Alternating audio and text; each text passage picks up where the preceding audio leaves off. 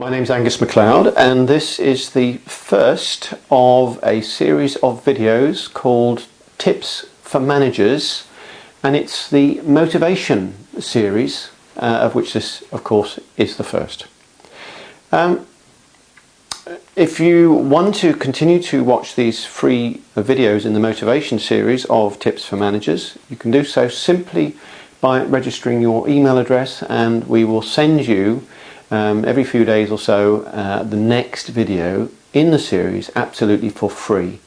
We don't need your postal address, we don't need credit card numbers, just an email address to register with the site so that we can provide you with those free videos.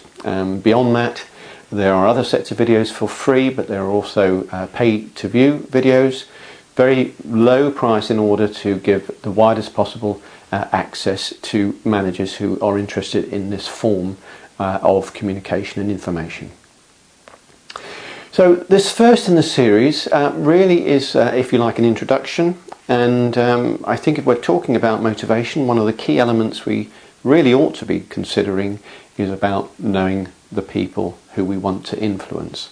So in terms of motivation, we're not necessarily just talking about the people who work for us. What we should be thinking about is the stakeholders, all those people around us who support us in achieving what we need to achieve for ourselves and for our organisations.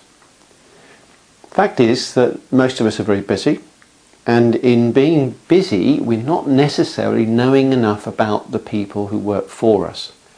And very often, and it's a very human thing to do, we place people in boxes and we see them as the person who gets things done, or the person who's a bit slow, or the person who's methodical, gets things done, but in a longer term basis we tend to pigeonhole people. But we may not really understand their motivations. We may also think that people's motivations are very similar to ours, but it might be that it's about achievement, or it's about money. Well, which is it? Is it one of those or the other? Or is it something else? People are very, very different, and their motivations are different. And the fastest way of getting to understand people is to listen to them. Now, that does mean taking some time out to do it, but this of course can be highly productive and a cost-effective use of your time in getting to know people. Now, that involves conversations, one-to-ones, privately or informally. Both of those are important, not just one. We shouldn't just be doing informal one-to-ones, we shouldn't just be doing formal one-to-ones. What we need to be doing is both of those. And what we're trying to do is to get a picture of what it is that motivates people. So we should be asking questions. Another way to do that, particularly with new staff rather than the people who've been around us for a long time, is to think about using the wheel of work. Well, what is that? It's a wheel with 6, 7, 8, maybe 10 different subjects in the segments of that wheel, and it provides us then with a format that we can use to find out where an individual is at the moment in terms of those factors. So the factors might, for example, be career progression, they might be relationships at work, for example, they might be work-life balance. And the concept then is to ask them to start wherever they like. Now, what we're doing there is to make sure we're on an equal footing with them. We don't need to say, well, I'm a manager, I'm a director, you go and sit down over there behind the other side of this desk. They know who we are, we know what our status is, they know what our status is. So all we need to do is, in this context, is to give them the freedom to open up. And we do that by just being a human being, sitting and asking questions. So we'll be asking questions on the wheel of work. Where would you like to start? You might say, well, work-life balance isn't too good at the moment, I'd like to start there. So what we do is offer them the possibility of maybe scoring 0 to 10. What is their contentment level for that work-life balance at the moment? Now, you might get one score, you might get a range. They might say sometimes we've got projects running and it's very bad, sometimes it's okay and it's a higher number. But ask them if they'd like to set that down on the wheel, or whether you can do it for them. Give them the choice. This is again about an egalitarian space for the moment, so that we're trying to open up the conversation and understand more about them. Now what most people do is to go around the whole wheel, maybe picking up the segments which they feel more confident about first, and then as they get more confident and more relaxed, moving to the ones that perhaps they're trying to put off to a little bit later on. When that's all done, there's another set of questions then about, well, where would they like it to be 0 to 10? So the work-life balance might, let's say, be 4. They might like to push it to, say, 6 on a realistic basis over the period of the next maybe 3 or 6 months. And that's a question you might want to ask them. So over what time period, and what would be a realistic change that you might make over that period. Now, having done all that, you've then got a whole series of measures of where they are now, where they'd like to be, and over what time spans they would like those changes to take place. It gives you a good idea of where some of their demotivations are, and it may well already have given you some very good ideas about where some of their motivations are as well. Both of those are important. Now what do we have to do? We can look to gap managing.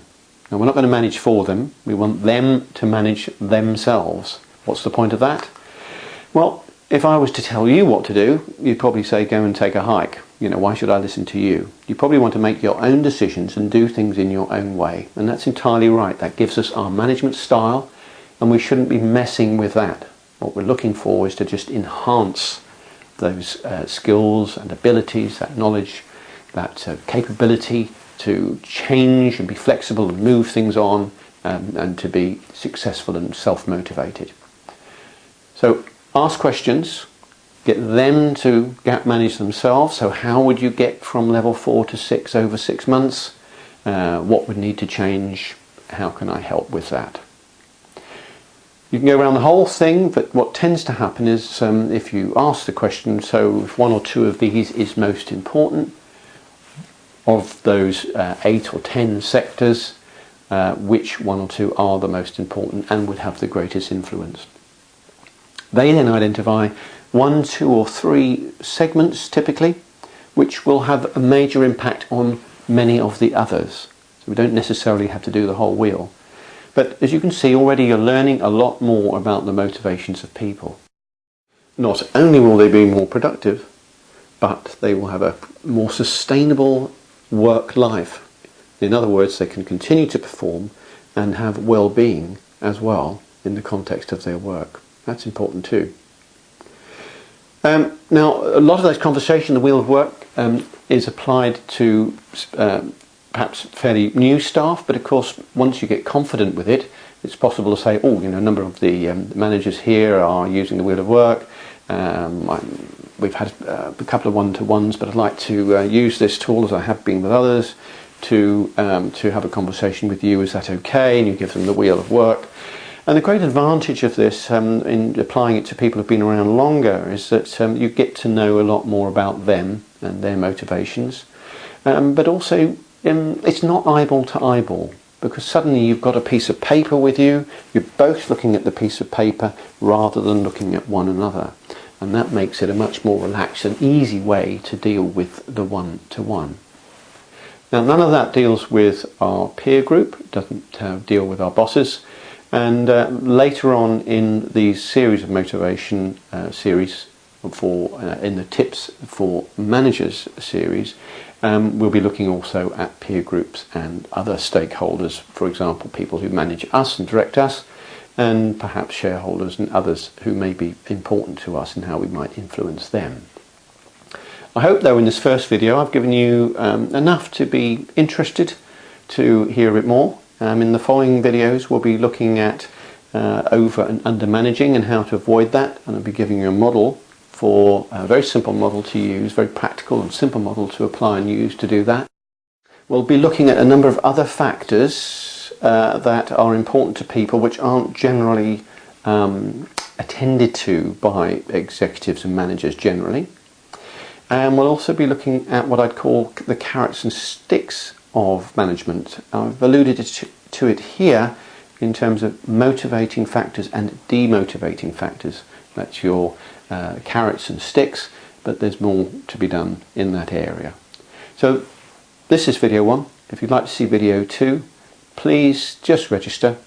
No credit cards required, no personal details, and you'll get the rest in the series absolutely free. Thank you for listening.